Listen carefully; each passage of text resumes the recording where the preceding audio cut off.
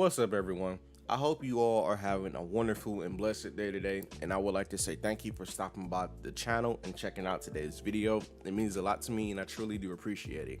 Now, if you're enjoying the content that you're seeing here, and you wouldn't mind continuing to help support not only me, but the channel as well, please feel free to hit that subscribe and like button that's currently sitting underneath the video. It's free and it'll only take you a second, and make sure to hit that notifications bell so that you can stay posted on all of my future content.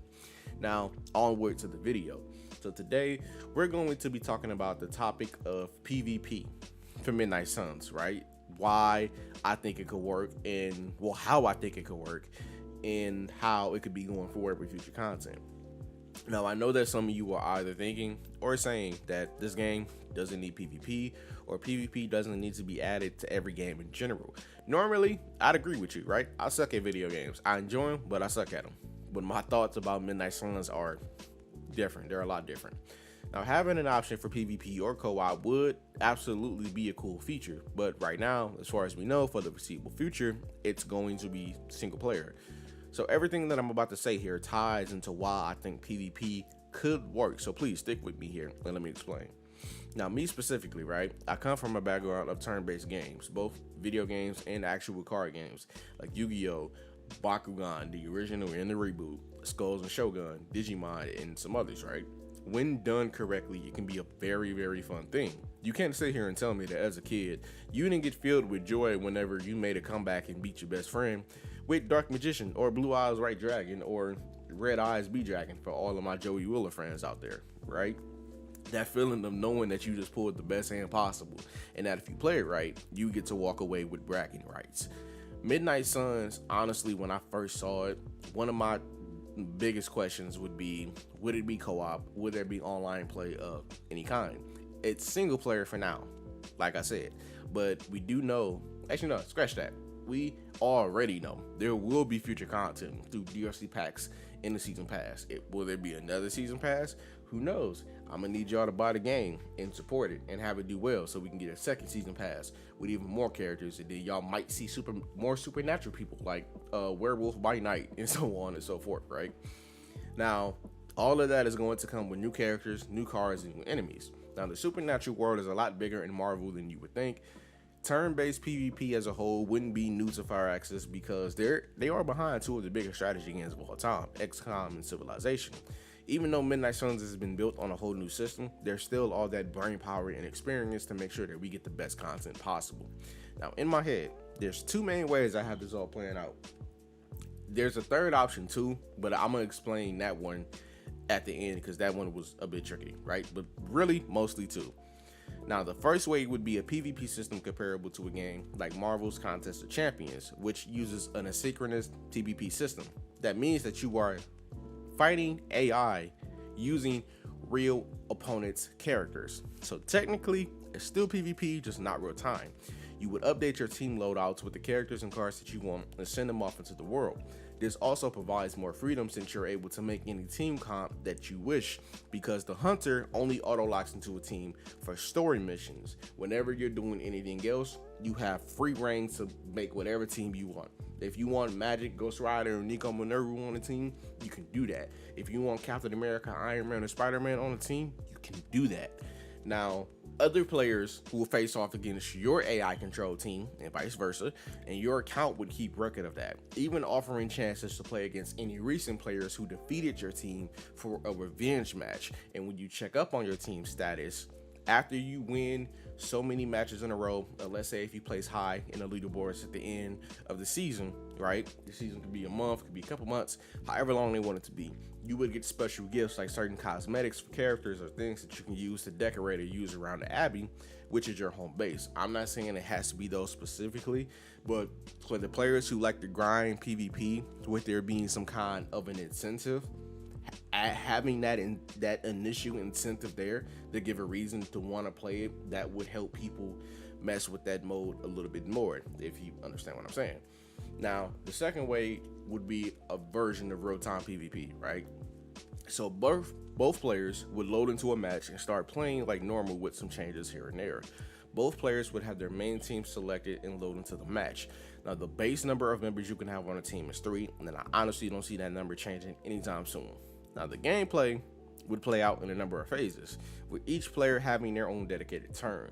You have a draw phase, which lets you pull cards from your deck, and then a standby phase, where certain effects can kick in from the previous turn, like the fast effect, which reduces the cost of heroic cards by 1, or the enhanced effect, which lets you gain a bonus while you have a minimum amount of heroism. Then the main phase kicks in, which will see you playing and setting up all of your actions, whether or not you choose to heal an ally or set up a combo attack with Iron Man and Captain America. Next up would be the battle phase, where you would see all of the actions play out and then your turn comes to a close. Now, it's still going to be input randomness, right? Because you know whether or not you're going to hit a target or heal an ally. There's no chance of it missing. The way XCOM's system had it set up, they took every factor of the next action that you were about to take, and then they broke it down into a total percentage, which told you what your chances would be of successfully pulling off that action. For example, if you had a soldier, he's 20 feet away from a target, but that target is also behind cover. It would take into account how far you are away from them, whether or not they're behind cover, whether or not your character can actually shoot that far, whether or not their accuracy is good. All of those things would add up to a solid 42% chance of succeeding. But that's not the case here in Midnight Suns, right? If you make a move and you target someone, that person will get attacked. Now, in terms of how much damage that they take, or whether or not they have armor, etc., that's something completely different. But your attack will still land. Now, let's say if Doctor Strange uses an effect which is called Concealed on a team member, right? Yes, you can't directly attack that enemy anymore until the effect is gone. But if you use something like Iron Man's ultimate attack, which hits everything in a straight line, they will still take damage if they're in that path. So there are ways around that. Now, I originally wanted to add in a third option that would see both players going on the same turn. You both take actions in the first phases, and when it's time for the battle phase, both players would go at the same time. But the biggest issue is figuring out who goes first, because it's not like you have a life point system like Yu-Gi-Oh! If that works how I'm assuming it does, because it's been a minute since I played, or a location winning feature, which is more recent, like Marvel Snap, which determine who goes first on the next turn based on how many locations that you are winning, right? There's no clear system or function that I can think of that would still be fair, but also help to determine who would go first. Now, if I wanted to really be like creative and go outside of the box, I could place it to whoever has the most heroes alive or whoever has the most combined health. But if I do it that way, there would be situations where it locks you into a guaranteed loss. Here's an example. I have a Doctor Strange against you, the viewer, your Blade and Wolverine. I have a card which is my ultimate ability that will kill both your characters on the next turn. But since you have more heroes alive than I do, or more overall health, you're guaranteed to go first when the battle phase starts. What that means is that even though I played my hand as right as I possibly could in order to set up a last ditch effort for a comeback win, my loss was guaranteed the moment I dropped the one hero or I fell below a certain health point, right? Therefore, you're locked in a losing situation, and that just wouldn't be fun for anybody. This is why I didn't really go into like full detail on this third one, just more so explaining why that wouldn't work. If anyone else has any, ideas, please let me know. But so far, the first two that I said are the ones that I really wanted to get across. Now, PvP may never be added into Midnight Suns, and if that's the case, then so be it, right?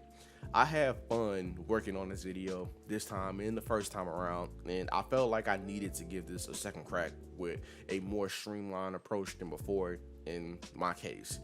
Even though my thoughts may not be super in-depth, I still feel like I said what it was I wanted to say, and I'm happy with that. I'm one of those people where if PvP gets added, that'd be cool, right? That'd be great.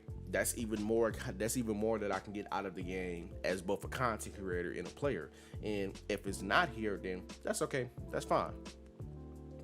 I should be able to enjoy the base game enough to still be able to get quite a lot out of it, right? You got to get your money's worth. Now, With all that being said, that's going to mark the end of the video. I hope you all have had a great time.